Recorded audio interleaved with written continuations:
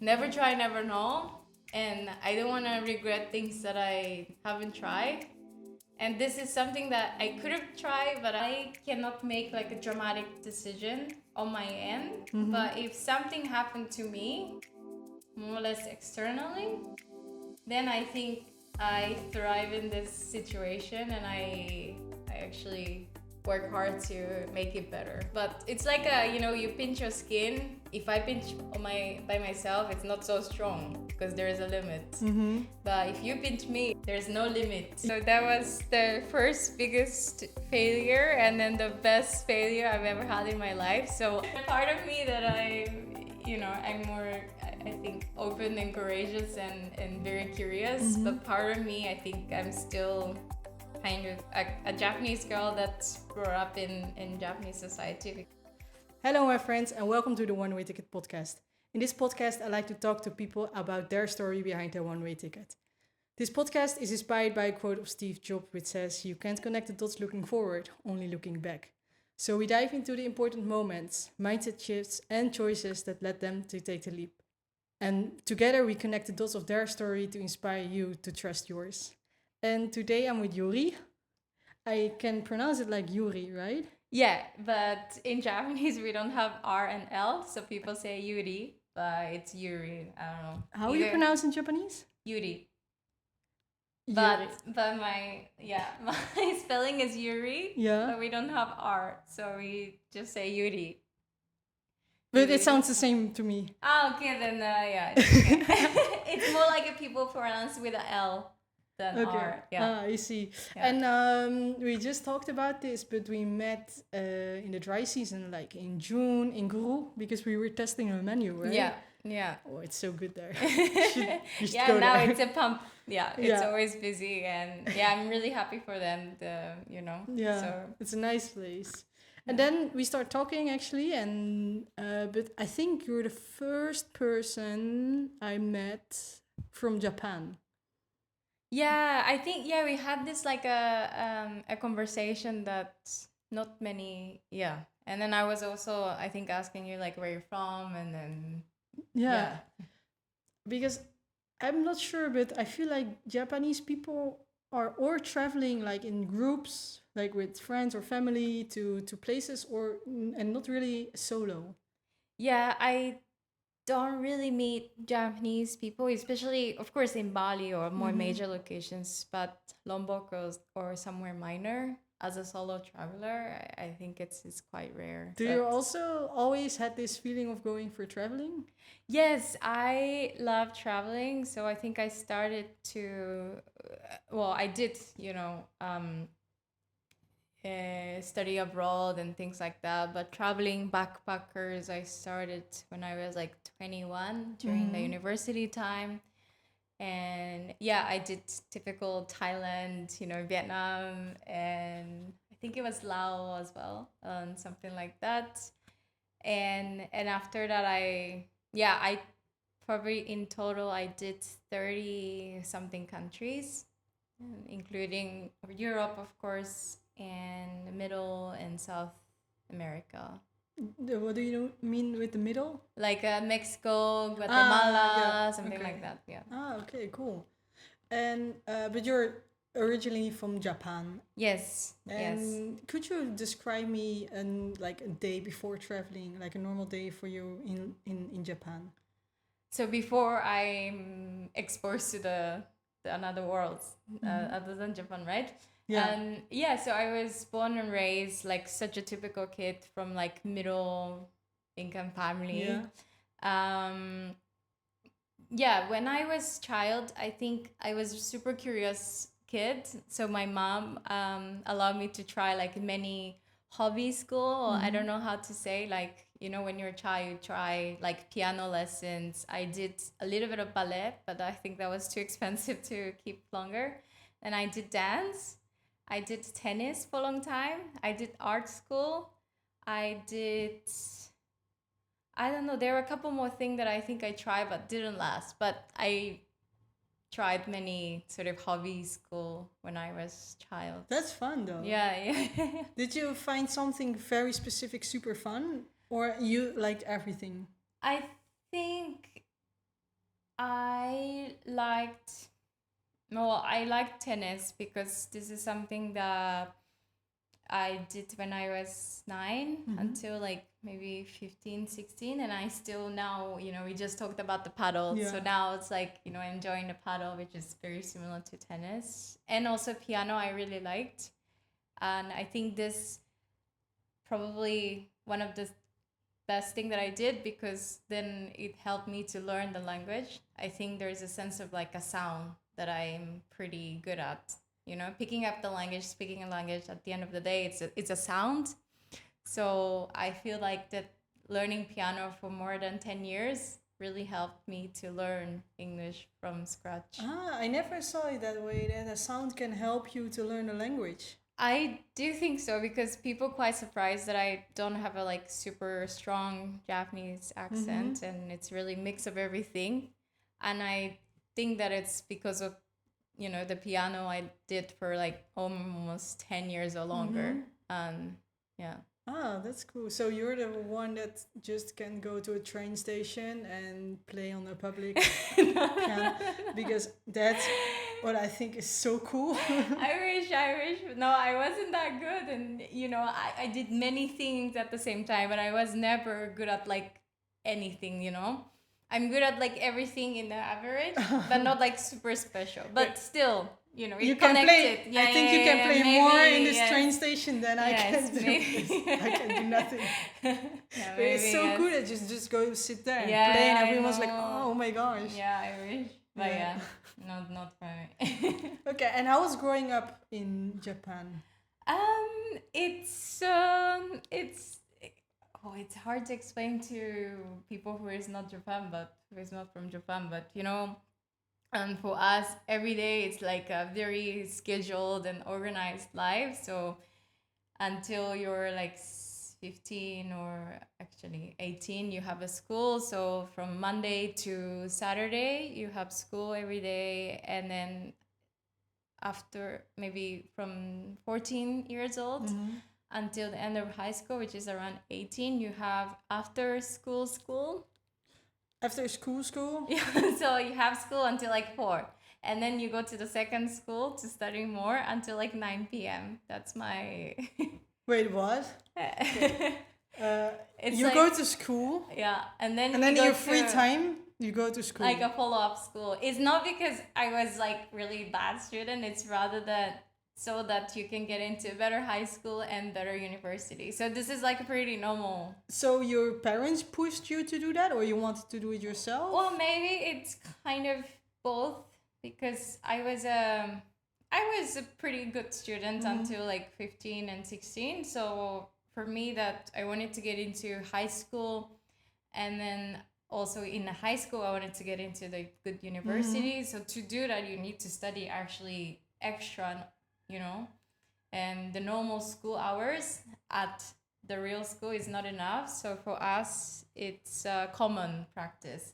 And also it's not just my solo decisions, rather like the society, and this is how it was working back in the time. I don't know about now.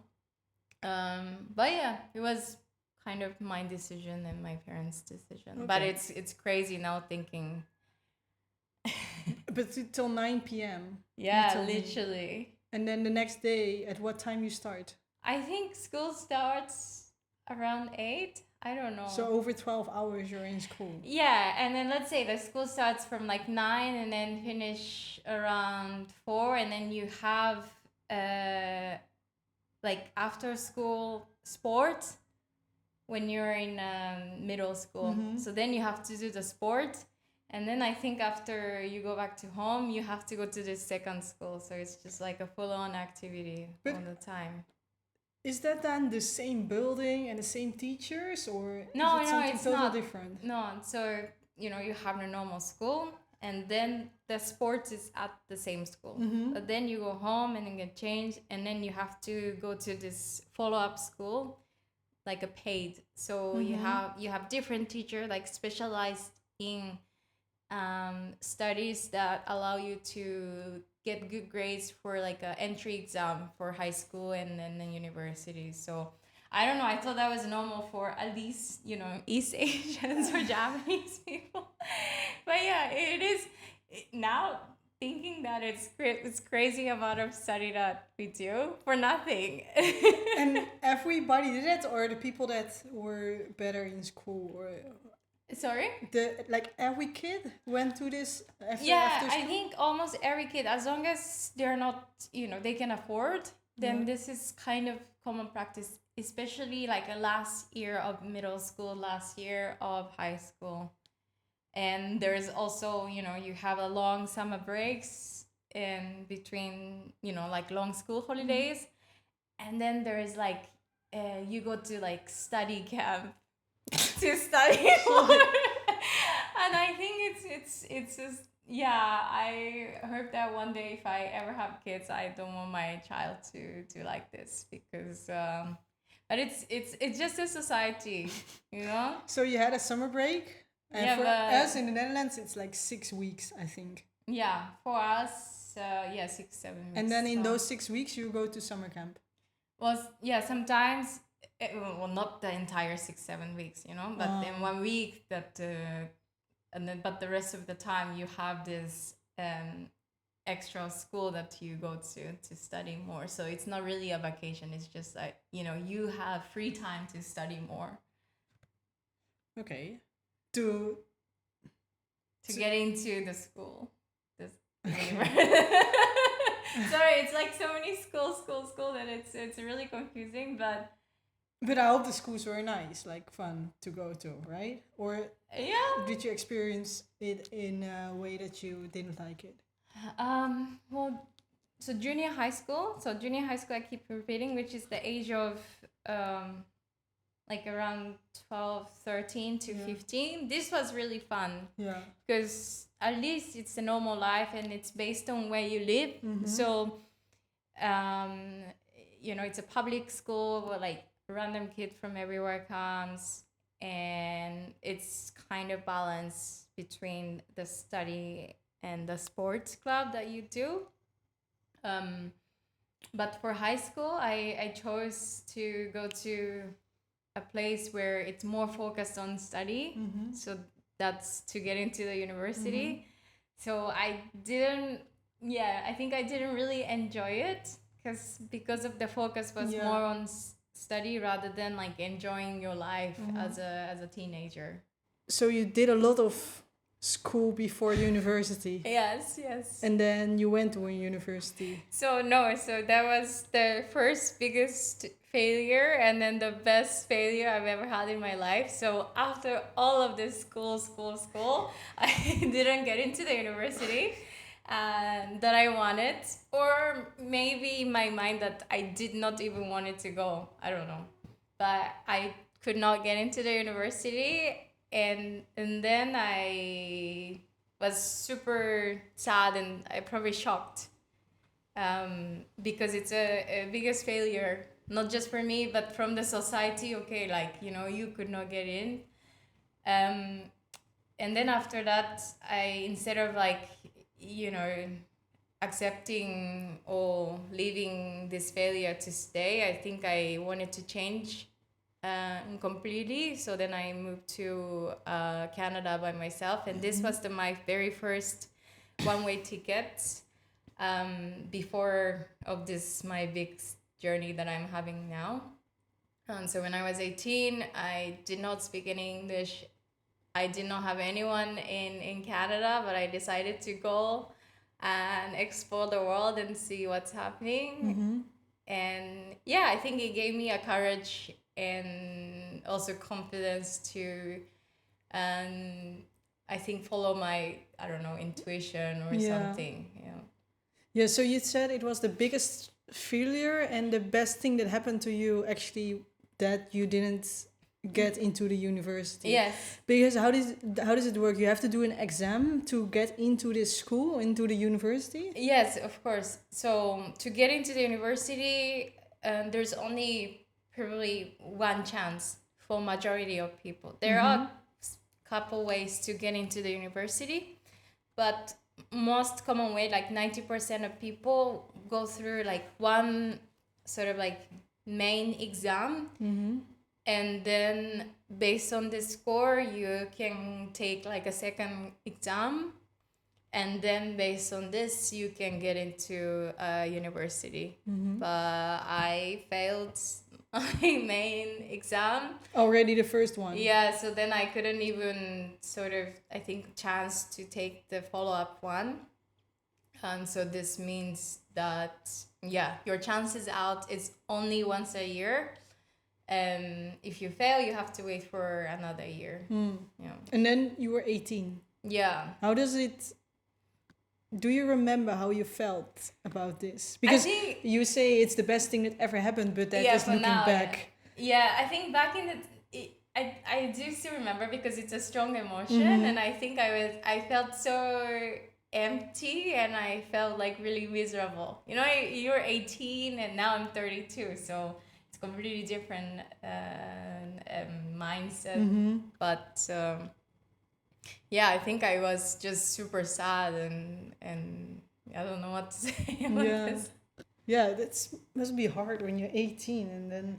Yeah, because then you're like literally told that you failed. Yeah. You know, it's not shouldn't be the age that you should feel this way. It's more that, you know, there should be a way to, I don't know, be a little more flexible. But yeah, not the case. And then you said, I decided to go to Canada to study English. Yeah. How did you come up with this plan? I just liked the American TV show back in the time. And my favorite actor was from Toronto, Canada. Yeah. So I was like, okay, well, she's from there, so I want to see how the life it is. And also, I was always curious of the Western life, more or less American culture, Canadian. Because it's completely different to where I come from. So it was just really, I think, curiosity. Yeah. And yeah, I think this is something that, because I tried so many like hobby school when I was child, I think maybe in my mind that, okay, you can try another thing and see if I like. I think this is something that maybe connected, like, because I had so many, like, you know. Yeah. So which TV show was it? Is it The Vampire Diaries? Of course it is. I think at the end I didn't finish because the story was like getting too complicated. But like I don't know, until season 3, season 4, I really loved it. Yeah, all the girls in our age group, I think we loved it so much. Well, it brought you to Toronto. I think that's a TV show changed my life. Yeah. So. And you said you were curious about the difference between Japan and the Western kind of life. What was for you the biggest, how do you say, the difference between the Western culture and the Japanese? Think, well, maybe back in the time I felt that it's just the lifestyle in general and like a communication. I think for us it's we're more quiet and we're more like reserved, but in the TV show, you know, people partying and the way they go to school, and then, you know, it looked more casual, and then they're more enjoying the life in general instead of like just studying, for me at least. So I just wanted to see how it is, and also the scale is bigger, I think. The scale in general, like, I don't know, the building, or like they have more space, and yeah. Did you feel at home in Toronto? Did I feel at home? Yeah. Probably not. Not really at home. I don't know. It's hard because I was just like studying English and trying to find a little job as a working holiday. And I needed to move so many times. I think I was more scared and confused than feeling at home. Yeah. Especially when you were 18, 19. Yeah. Scared for what exactly? So the day that I arrived, I think I used the agent or something to at least arrange the school and the homestay for a month. And I think I was assigned to a homestay. The family was nice and okay, but you know, the area is more or less the immigrant area. And for me, that a girl that, you know, who probably never really seen foreigners, back in 15 years ago, we didn't have any foreigners, you know, traveling to Japan. So then seeing a people with like different colors, or like they're big and they just, you know, looked more rude and bold. For me, I was like, oh, this is maybe I'm gonna be dead. Yeah, I think I really got scared. Like, Oh, yeah.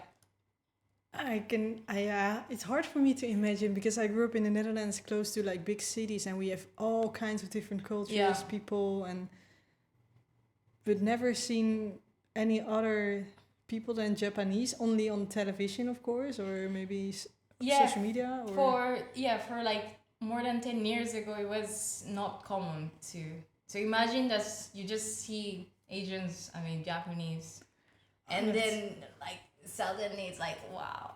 Yeah. Yeah, that must be so weird. Yeah, it was weird and it's really scary. Because also, on top of that, you don't speak the language. Yeah. So you can say like very minimum, but. And there were no other Japanese people there? They are, I think, at the homestay probably known. In the language schools, yes. But I wasn't super. I think there was one guy that I was really close. Yeah.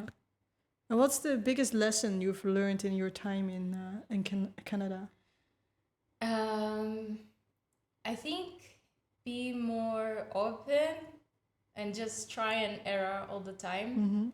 And that's also I learned the language, and yeah, I think that's it. Like be more open, like make a lot of mistakes and repeat again and again. And then right after I started to have friends and I felt more comfortable in the life. Yeah. So you went to Europe after? No. And after Canada, I went back to Japan to save a little money. And then I went to Australia again because I got a bit bored in Japan. And this time of the year, like when I was 20 or something, I still wasn't sure what I wanted to do, anything. But it was cold in winter in Japan, so I know I needed to escape. Then somewhere Australia because of the southern hemisphere, and I liked it again. It's very different country culture. But yeah, I ended up staying for university, and that's in Australia. Yeah. And what did you study in Australia? I studied finance. Finance. Part of me that I'm more, I think, open and courageous and very curious. But part of me, I think I'm still kind of a Japanese girl that grew up in Japanese society, because I thought that the finance can be a nice decision and maybe my family can be also happy for this. So, subconsciously. Yeah. So what I hear is that you made this decision not 100% for yourself, but also considering the... I think so. Now, at the time, I didn't think that much. But I think it wasn't my sort of like a pure decision. I think it was back in my head that, okay, if I choose this, then at least my family can be happy. So... yeah, because now if I ever had a chance, I think I wanted to study like a criminology or something, which is more hard to get a job. Whereas finance, okay, like if you study finance, then there is a pathway which is safer, but a bit boring choice that I regret, but it's okay. And after the study in Australia, did you stay there to work? No, unfortunately. And this is also, I think, my biggest regret in my life so far, that I did not stay and I chose easier way, which is to go back to Japan, where the job is secured, family is there, everything is more stable, than be courageous like I was in 18 and just trying everything, because I think after all of this journey, Canada, Australia, maybe I wanted to feel a little more secure. But yeah, I think it was a wrong decision. Yeah, why do you think so?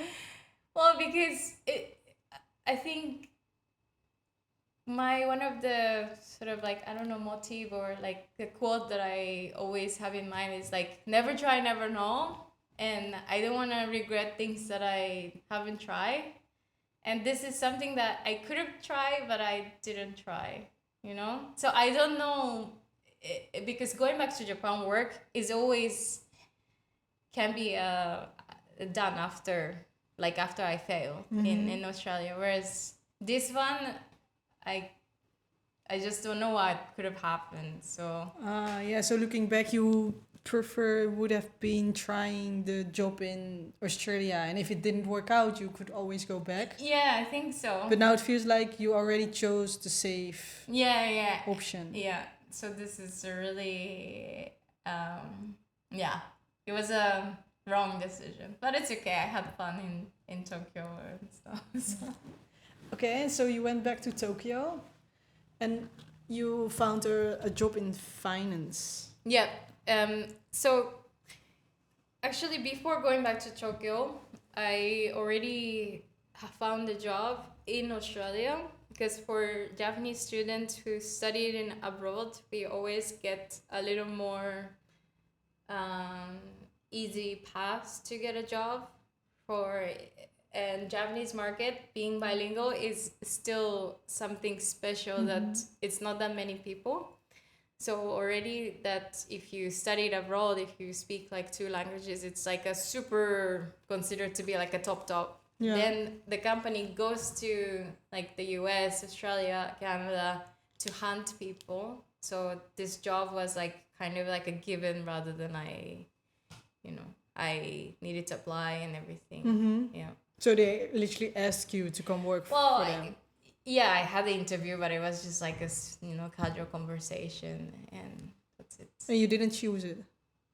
Well, I chose it, but also this was one of the only thing I applied, and one of the only thing I... oh, wait, this is the job in Japan that... Yes, sorry for making it confusing. Okay, no worries. Okay, and for how long have you been doing that? I did for 1.5 years, and I quit. Why? Because it was boring. You didn't like it at all, or? I don't think I liked it at all.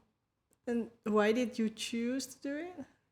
I don't know. I never knew like working in a company. I think this was my very first corporate job, so I was like, okay, I'll try. Yeah. And obviously I didn't like it. So you didn't like it right away, or there was like I didn't like it right away, and I switched the position within the company, but I also didn't like it. Then I changed. You quit? Yeah, I quit. Okay. Didn't it, like, when you're working there, like, get itchy because you know how it is to travel? I think it was okay. I think I had great friends, and yeah, for the couple months, like after you start the job, it's always not so boring because you have things to learn. Yeah. When you hit the 6 months, that's when things start to boring, and then after 1 year, it's the end. Yeah. So every time you started a job and then it gets kind of boring. Yeah. Is it in your personality, or is it because you have been traveling, or why is this? It could be both, because I'm super inquisitive, like a curious person. So something new is always like fun. So even boring job, the first 3 to 6 months, it's okay because it's fun. There's something new, something learned, and then once you get used to it and gets repetitive, and yeah, things get boring. I think I could have changed my perspective to make it fun, you know? But in my mindset, like in the time, I didn't enjoy of like, small little growth. So like on something learning, I needed like more dramatical change that I had in this sort of 18 to to university, because that was dramatic, and work is work. Yeah. Yeah. But so, eventually you changed dramatically because you moved to Lombok. yeah, true. So yeah, after 4 or 5 jobs of repeating, like literally, I was, it was okay, but it was always the same. 6 months, I get bored, and then 1 year quit. Yeah, and then this Lombok happened. It wasn't because actually I quit. It was I was more or less fired, and it was a more external factor that really changed, which was, again, back in the time I thought failure, but it was great opportunity. So I think I reflected on my end that in my life I cannot make like a dramatic decision on my end, but if something happened to me more or less externally, then I think I thrive in this situation, and I actually work hard to make it better. Yeah, that's interesting. Because I feel like, I made the decision to go traveling, but if you're pushed into it and then have the power to make the best of it, that's quite strong, I would say. Like, I think it's a bit strange, but it's like you pinch your skin. If I pinch by myself, it's not so strong because there is a limit. But if you pinch me, it's like, there's no limit. Yeah. Well, no. If I have a little bit empathy, there would be a limit. Yeah, but it's maybe more stronger than I pinch myself. Yeah. I think maybe my I don't know, my capacity, or like this thing is probably bigger than I can do it on my own. So if something happens to me, then I don't know, I shift my mindset to actually try to work really hard to make it happen for better. Yeah. But that's quite like, I feel like that's very strong-minded you are. Yeah, but also turning that pain to like more power, I would say. Yeah, but because I'm quite competitive, I think, in this case. Yeah. So if I don't make it better, like, I feel like I'm really a failure, And I even more a failure. Yeah. So maybe that's where it comes from. I don't know why, but I'm really grateful for these like two big sort of failure that allow me to be where I am. So I don't want this big failure right now, but maybe in 5 years. Just hold on. Yeah. Okay, interesting. Where do you think that like strong-minded mindset comes from? I don't know, but probably throughout my life that I needed to be strong or stand for myself.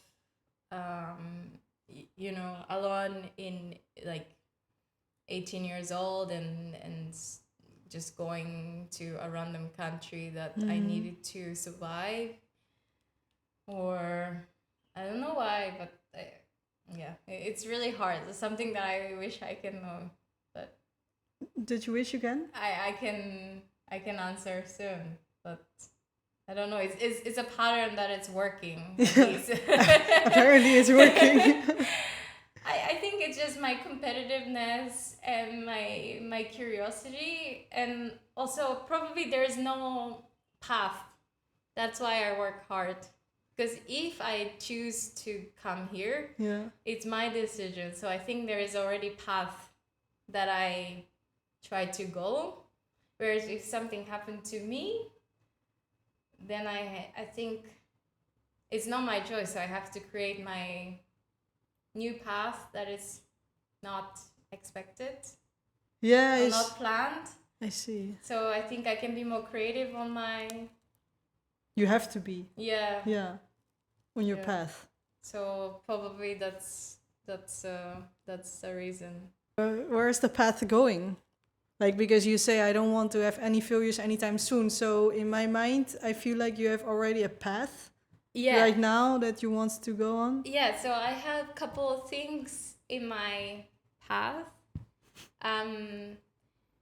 Well, there was already a couple more. So before everything, I wanted to be a yoga teacher after failed. But this already failed because I think I'm not a yogi.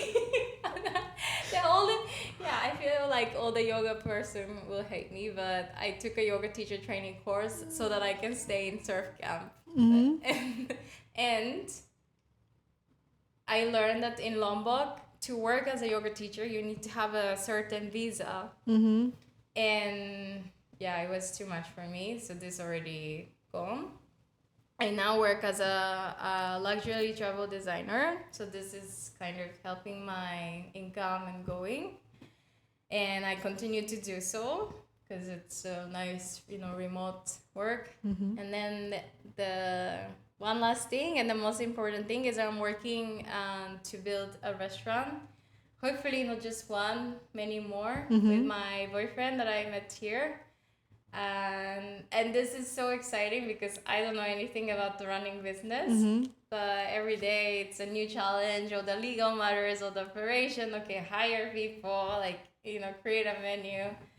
And yeah, this is something that's super exciting, and there's no sort of clear path. So I think it's a great thing for me that I can be creative. Yeah.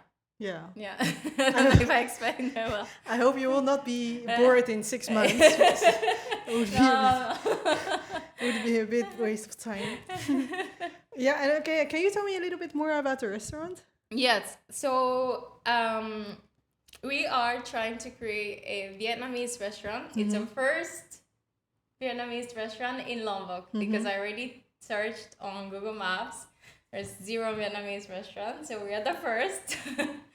And my boyfriend's French, but he can make amazing Vietnamese food. The good thing about this food is that we can use all the local ingredients. It's quite similar, the herbs and the veggies and the rice noodles even, that they use for local food. I don't know, have you tried mi ayam or something that they use corn noodles? We can, the same thing, can use it for Vietnamese. So everything can be sourced at the local market and then delivers to our customers, which is amazing. We want to make it affordable, but still super fresh, healthy, lots of vegan option, because it's a lot of veggies as well. So we hope to have many customers. Yeah, of course. Yeah. I think that's everything every restaurant wants. And let's see how everything goes. Yeah. And we will, of course, want to do Japanese food, because there's not that many here. And I don't know, many more things. Yeah. Well, I can't wait for a good banh mi or a pho. Pho. Yeah, pho. Yeah, without coriander, please. But that's something that he was saying, a coriander is a bit tricky. And banh mi, we're also working with a bakery and see if they can make this specific bread, because this is the hardest part. But my boyfriend was it's okay, it's rather the flavor than the bread quality. But I personally think the banh mi bread is very specific that you cannot find in here. Yeah. So let's see. Yeah, maybe you can create. Yeah. Yeah, so cool. Okay. We have a quite big story, I would say. I'm just thinking about connecting the dots. I think the first one would be the failure and best thing that happens at the same time for you in applying for the university. Maybe what you told me, that you want to, after your study in Australia, you went back to Japan. Yeah. Instead of staying there. That was a regret. Yeah, the regret. Maybe that's also a turning point. And then I think also after trying multiple jobs, being fired in Japan Yeah. and coming back to here, which also push you in a new direction. Yeah, I think so. So we have one failure, which also turns out into one of the best things that happened to you. We have something that you The try regret. to be in a safer choice, Yeah. to have a safer choice. I don't know why it's. Then what you say is like, I was a very curious person. Do you have any advice for people that are like, I'm so curious too and I want to try everything, but I don't know exactly what or when or how or where I do get the time from? Yeah, I also have this problem because even now I want to try many new things, Mhm. which I don't have time. But maybe find the friends who enjoy doing this new hobby together. That's something that is really important.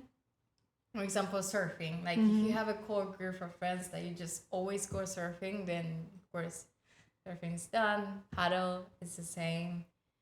And now we're trying, to do the co-working, which is a little bit hard to keep accountable my end. But if you have someone to talk to or someone to share this moment, then I think it's not so difficult to find the body.